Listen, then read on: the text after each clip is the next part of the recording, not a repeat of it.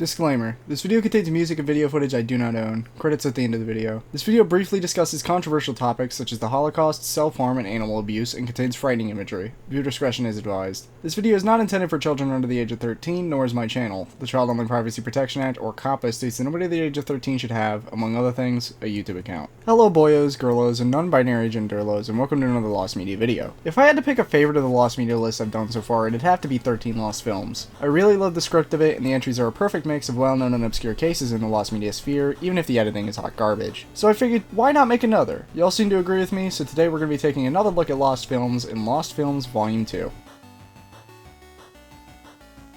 Citizen Kane is a 1942 movie made by Orson Welles about a man deciphering the titular Kane's dying words and uncovering his legacy. The film is considered one of the best movies in film history by critics and audiences alike, and in the 1980s, Ted Turner tried colorizing the film. Two companies were behind the colorizing of the film, though both ceased after one of Welles' final wishes was for Turner to not deface his movie with crayons. Only the final reel of the film was colorized before they stopped, and this was to test if it was even possible. Only a few clips of this colorized reel were featured in the 1991 BBC documentary, The Complete Citizen Kane, and the rest has not been seen. Teeth is a 2002 British comedy film that revolves around Dr. Horace Morgan, a 35-year-old doctor trying to find love, though his large teeth hinder him in this regard. He is played by Alan Marriott, and Portuguese actress Rita Frazão was also in the movie, though in an unknown role, speculated to be Dr. Morgan's love interest. The film was produced by Dan Films, directed by Jonathan Newman, and according to its IMDb page, is an hour and 30 minutes long. The only evidence of the film is the aforementioned IMDb page, leading people to speculate that it was made but never released. No screenshots, posters, clips, or anything of the sort have been released online, instilling doubt that the film even exists in some. The Big Boss Part 2, also referred to as Fists of Fury 2 in America, and not to be confused with The Big Boss 2, which released the same year, is a 1976 martial arts film and sequel to 1971's The Big Boss. The film is notable for releasing after lead actor of the first film, Bruce Lee's death, and emerging in the era of Bruceploitation in the 1970s, where after Lee's death, so-called Leah-likes would be cast in martial arts movies to capitalize on his sudden popularity. The film features martial arts actors Lay Lo and Michael Wyman Chan. One print of the movie in English is known to exist, owned by a Zambian cinema, and the owner, who posted a 10-minute portion of the movie to YouTube, refuses to release the rest. A truncated VHS copy of the movie was posted to YouTube by Mr. and Mrs. Sun on August 2nd, 2021, though 53 minutes of runtime are not included in that copy, totaling to only 47 out of 100 minutes of the film being uncovered. Interestingly, the IMDb page for Fist of Fury 2 links to watch the film on Tubi, though for obvious reasons only the first film and a bunch of similarly titled films are listed. Back to the Future is a science fiction comedy movie released in 1985 and stars Michael J. Fox as the film's protagonist, Marty McFly. Originally, however, this wasn't the case. While Fox was director Robert Zemeckis and producer Bob Gale's first pick for the role, he was originally preoccupied with his work on sitcom Family Ties. Eric Stoltz, best known for his work in Mask, Some Kind of Wonderful, and Pulp Fiction, was cast in the role instead. After 5 weeks of filming, Zemeckis decided it really just wasn't working due to Stoltz not playing the comedy he wanted, so he was fired. Luckily, Fox was now available, and the film continued as planned. Stoltz's performance as a whole has never been released, though silent clips and stills have been. It was rumored that the scene where Marty punches Biff in the 1950s cafe was from Stoltz's performance, but this was debunked, being attributed to a stunt double. Gale and Zemeckis have expressed desire to release the footage someday, no matter how much it would embarrass Stoltz, though this hasn't yet happened. Shrek is a 2001 fantasy comedy movie that starred Mike Myers as the titular character, an ogre who just wants everyone to stay out of his swamp. However, the film was being made in the late 1990s, and Chris Farley was originally going to play the character. 80 to 90% of Farley's dialogue was recorded before his untimely death at age 33 from a drug overdose on December 18, 1997. Talks were made of bringing in a vocal impersonator to finish Farley's lines, but instead Saturday Night Live alumni Mike Myers came in to finish the film, with the film being rewritten at his request, turning it into what we know today. Very little is known about the version differences, outside of Shrek being much friendlier and wanting to become a knight and make friends. Only 2.5 minutes of this performance were released to Vimeo by DreamWorks development producer John Garbett. The scene was an early version of the nighttime talk between Donkey and Shrek, featuring the subplot of Shrek's parental issues, which were absent from the final film and only expanded upon in the musical based on the film. Aside from that, one test animation has surfaced, and the rest of this version of the film is likely to remain lost for good. The Blinkumentary is a documentary originally made by Handsome Ransom based on the band Blink-182, their 2009 comeback, and the resulting tours. The film had its first trailer released in 2009 and was delayed several times to include footage from newer tours. The video for 2011's Wishing Well was comprised entirely of tour footage meant for the documentary. The final version of the documentary was screened for the band and their label's representatives on February 3rd, 2012. The release continued to get pushed back, being attributed to a band issue. Band member Tom DeLonge said that the film would not be released due to being outdated, though in 2014 retracted the statement. statement, saying that it would eventually get a release. As of 2016, Handsome Ransom's Haven Le Moreau claimed that the band decided not to release the documentary, and this has been speculated to be caused by both conflict with the band members and issues with the label, Geffen, and Interscope. Screener DVDs existed, though the full documentary hasn't been leaked. The only footage we have comes from Handsome Ransom co-producer Matt Edwards' portfolio, which was posted to Vimeo in 2012. Toy Story is a 1995 CGI animated film that kickstarted a revolution in the animation industry and led to Disney and Pixar's eternal bond. The film was known for being extremely enjoyable for kids and adults, but originally it wasn't actually meant for children. Disney, when approaching Pixar for the film, originally wanted it to be much darker, and intended to release it under their Touchstone label. This Black Friday reel was much more cynical, crude, and featured a much more antagonistic Woody, who by far changed the most between the reel and the final product. It is unknown how far the movie got into production before the reel was screened by Disney executives and panned, forcing it to be rewritten into what we know of the film today. The only clips we have from the reel were featured on the 2007 documentary The Pixar Story and the 2010 Blu-ray release of Toy Story's bonus feature Black Friday, the Toy Story you never saw. Me and My Shadow is a cancelled DreamWorks film announced on December 10, 2010. The film would have been about Daniel Grubb, a man who works in a light bulb factory whose shadow breaks shadow rules and begins talking to him before a shadow crime puts their lives in danger. Shadow Dan takes control of the human Dan and they together have to stop a shadow uprising. The film was notable for trying to use both 2D and 3D animation. The film was intended to release on November 13, 2013, though was rescheduled due to the executives not favoring the film compared to 2014's Mr. Peabody and Sherman, being rescheduled many times due to the film taking too long to produce, with Peabody taking Me and My Shadow's release position multiple times. Due to the corporate restructuring at DreamWorks after the failure of Mr. Peabody and Sherman, Me and My Shadow, along with many other projects, were cancelled. Edgar Wright, the film's writer, tried many times to rewrite the film, but executives kept denying it time after time. The film will likely never be completed, with only a few bits of test footage remaining online. Newt was intended to be Pixar's 14th feature film, scheduled to be released during the summer of 2011. The film's plot is as follows. What happens when the last remaining male and female blue-footed newts on the planet are forced together by science to save the species, and they can't stand each other? That's the problem facing Newt and Brooke, heroes of Newt, the Pixar film by 7-time Academy Award winner for sound Gary Rydstrom, and director of Pixar's Oscar-nominated short, Lifted. Newt and Brooke embark on a perilous, unpredictable adventure and discover that finding a mate never goes as planned, even when you only have one choice. Love, it turns out, is not a science. Does this sound familiar? The film was delayed to 2012, and the film was cancelled after the plot was deemed too similar to Blue Sky's Rio, which was to release the same year. The film also hadn't been working too well in pre-production, as revealed in a 2014 interview with Edwin Catmull. Pete Docter, best known for Monsters Inc. and Up, was tasked with making the film, though he instead pitched a movie that Pixar liked better, which ended up becoming 2015's Inside Out. Only some concept art and the film's soundtrack have been leaked online, and it's unlikely the film will ever be produced.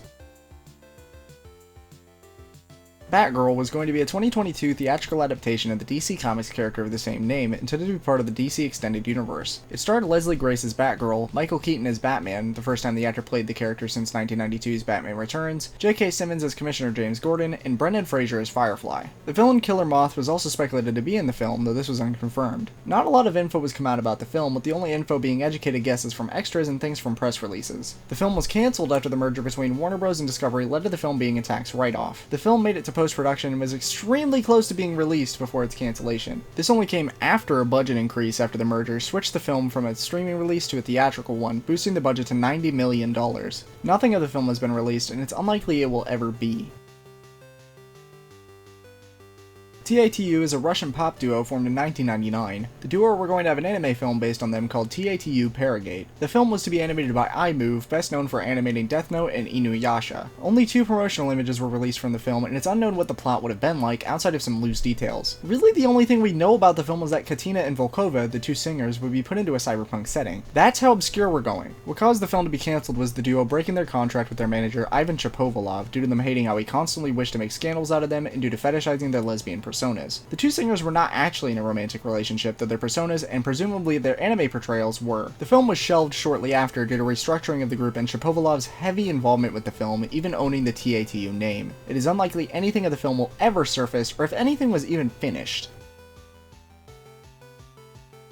Nessie is a 1970s sci-fi movie meant to be a collaboration between Hammer Film Productions and Toho. Yes, that Toho. The film was to be directed by Brian Forbes and Michael Anderson, with the former also writing the film, and Teruyoshi Nakano was to do the special effects. The film would feature the Loch Ness Monster, yes, that Loch Ness Monster, being exposed to a chemical called Mutane-4, which would cause it to attack an oil rig and a hovercraft, with the military trying to fight it off to no avail. Only when Nessie reached the Sunda Strait did it finally die. There were also supposed to be plotlines about a treasure hunt in an underwater city, though what these could be about is unknown. The film was cancelled due to budgetary restraints at Hammer Film in competition with Jaws and 1976's King Kong. The only remaining material of the film to exist are a script and a storyboard, neither of which have been found for sure. A script is found in the now-defunct MyPDF scripts in 2010 with a different name, though a premise and date that lines up with Nessie. It's unknown for sure if this is the Nessie script, though it's more likely than not.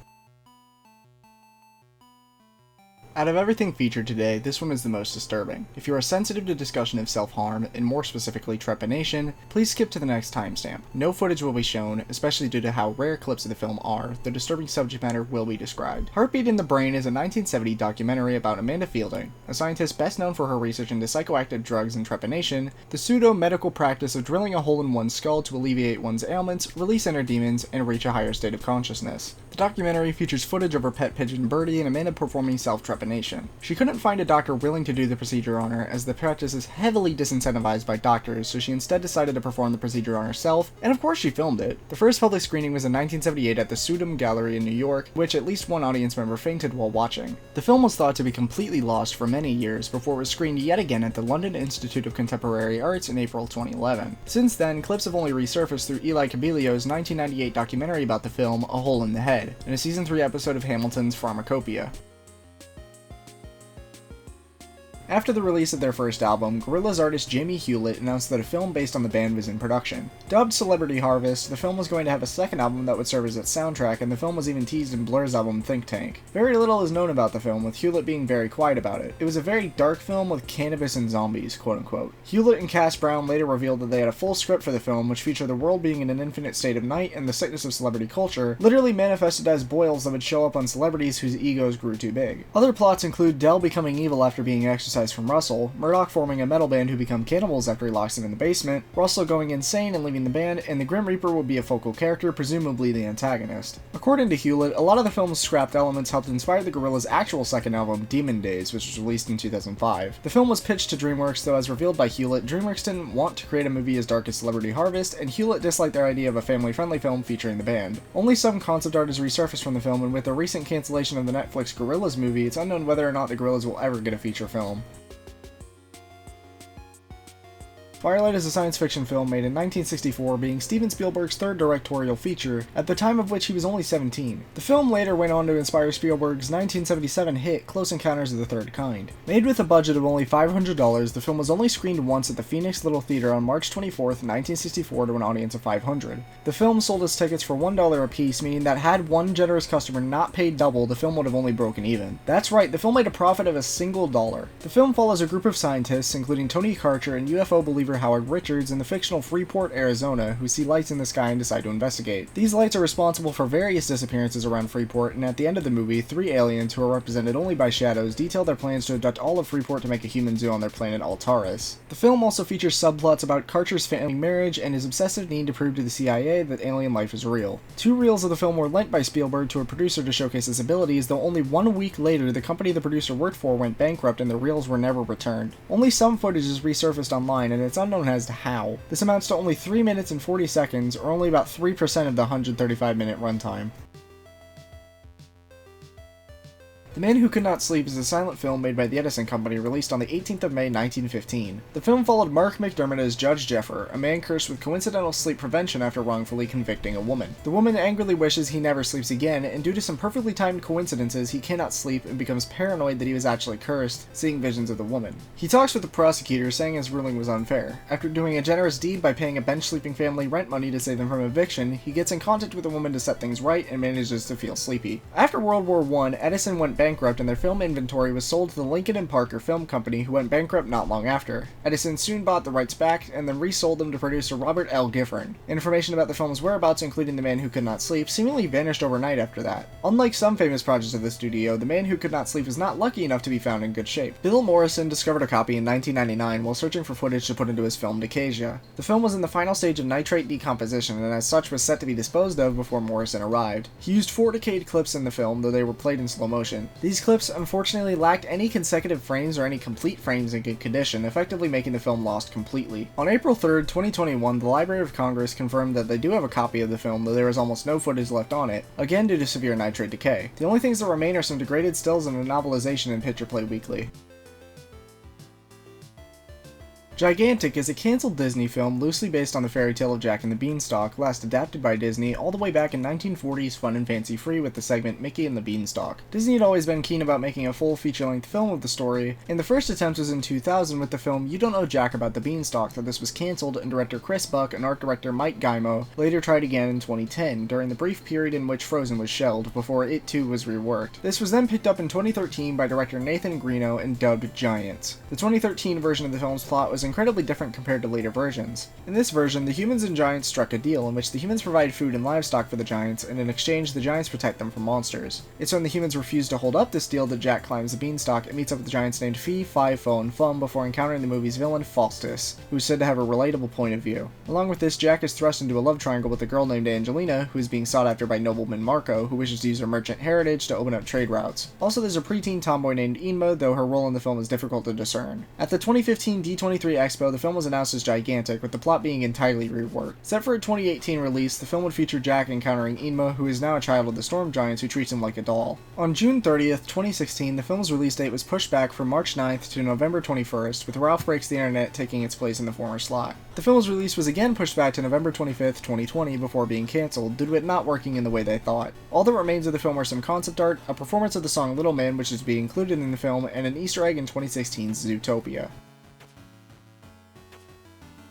In between recordings, I got a pop filter. Anyway, in 2005, Pixar decided to step out of their comfort zone and decided to make a live-action project. Based on James D'Alessandro's novel of the same name, 1906 featured political drama, crime drama, and even some flecks of disaster movies with the earthquake towards the end of the film. 1906 was a film pitched to Warner Bros. After a bidding war, and due to needing funding, they reached out to Disney for help. The funding deal also funded 2006's The Prestige, which actually did release, and strangely enough, Pixar was brought on to 1906's production. Brad Bird of Incredibles fame was tasked with directing the film and even took it upon himself to rewrite the script. After wrapping up Ratatouille, Brad officially signed on in March of 2008 to direct the film. Originally, Warner Bros. Was gung-ho to use as many of their resources as possible on the film, renting out every single sound studio they had to be used on the film, though the reservations were released as Bird continued to rewrite the film to make it lesser in scope. MTV News reported that Bird was scouting locations and was looking at Vancouver, New Zealand, or Australia as possible locations. In 2011, while promoting Mission Impossible Ghost Protocol, Bird expressed that while the project was still active, it was suffering many issues. He said, "I don't know, it's all about getting the story to work, and the canvas is so big on it that it's easy to bust down its movie-sized walls and go rampaging throughout the countryside. The problem has always been scaling it and containing it in a movie-sized length. It's really a movie that wants to be a miniseries, but if you did it as a miniseries, then you'd have to do it for the small screen, and the story demands to be told on a big screen, so we're still working on it." In February 2012, rewrites of the script were completed by Michael Hurst, though Bird still insisted on rewriting it, though 2 months later it was announced that Disney and Pixar were leaving the project, leaving it in limbo at Warner Bros. Hope is not entirely lost for 1906, however, as Bird mentioned in 2018 that it could be done as an amalgam of a TV series and film, with the series containing the bulk of the story and drama and the film telling the story of the earthquake. Nothing of this has come out, but there's a slim chance 1906 may become a reality someday.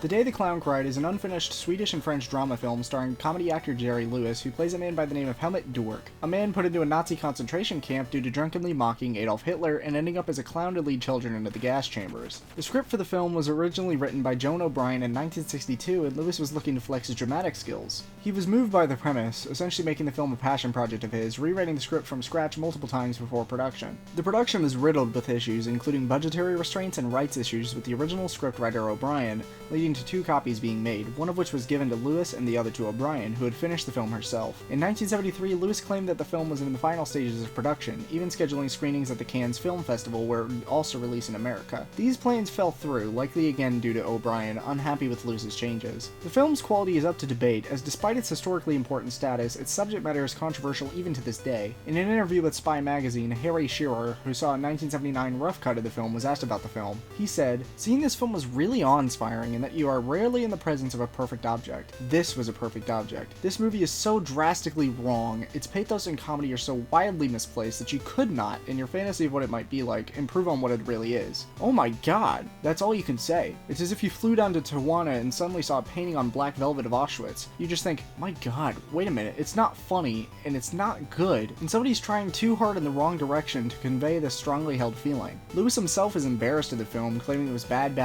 and a mistake. After O'Brien's death in 2004, Lewis still refused to release the film. Time and time again he was asked about its release, and due to its perceived quality he never wished for it to be released. That is, until he gave the negatives to the Library of Congress in 2015, under the condition that it not be released for at least 10 years. French film director Xavier Giannoli claimed to have a 1 hour and 15-minute version of the film, showing it at a few private screenings. Those that saw it claimed the stylistic choices gave the film a great power, and that it handled its contents extremely respectfully. On June 16, 2016, 30 minutes of footage from the film, comprised of dubbed documentary footage, title cards, and Patton Oswalt's reenactment of the film, surfaced on Vimeo, and is the only way to watch any amount of the film currently. It will be unvaulted in June of 2024, so let's hope that this historic movie gets found because of that. Based on Kenneth Cook's 1961 novel of the same name, 1971's Wake in Fright was an Australian-American psychological thriller directed by Ted Kotcheff. The film was about a man's hellish time in the Australian outback and was beloved by critics. The film did not hit the same highs in the audience's eyes, however, with the film bombing in both the United States and Australia, mostly due to poor advertising and controversy over some of the film's content. The content in question is an infamous scene which features footage of a real kangaroo cull, in which the hunters were heavily intoxicated, making their aim extremely poor and even making a power outage be staged just to stop filming the scene. Further controversy came from the racist stereotypes of Australians being featured in the film, mainly them being drunk hedonists. These controversies were likely the reason the film was poorly advertised in America. Due to the controversies and limited releases, copies of the film became extremely hard to come by, with the original master tapes going missing due to Group W, the film's distributor, going bankrupt. The only remaining tapes were censored versions that would be rarely played on TV or even more rarely released on VHS, which cut off several minutes from the film's 109-minute runtime. A copy was discovered in Dublin in 1990, though it was deemed too low quality to be remastered and re-released. The film's editor, Anthony Buckley, tried to save the film from its fate as best he could, beginning his search in 1994. Amazingly, in 2002, Buckley found the original master tapes in a Pittsburgh warehouse in a shipping container labeled For Destruction. Had he not found it when he did, it would have been permanently destroyed. 7 years later, the film was restored and re-released to DVD and Blu-ray to critical acclaim and is now considered one of the best Australian films ever made.